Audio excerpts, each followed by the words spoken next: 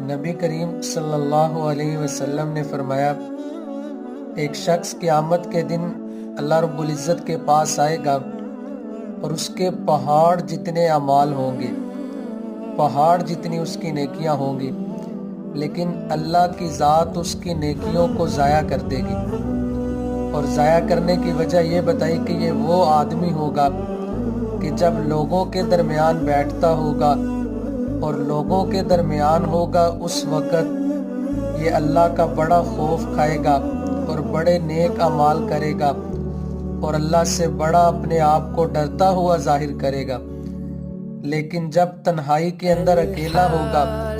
اس وقت اللہ کی بنائی ہوئی ساری حدود کو کراس کر جائے گا،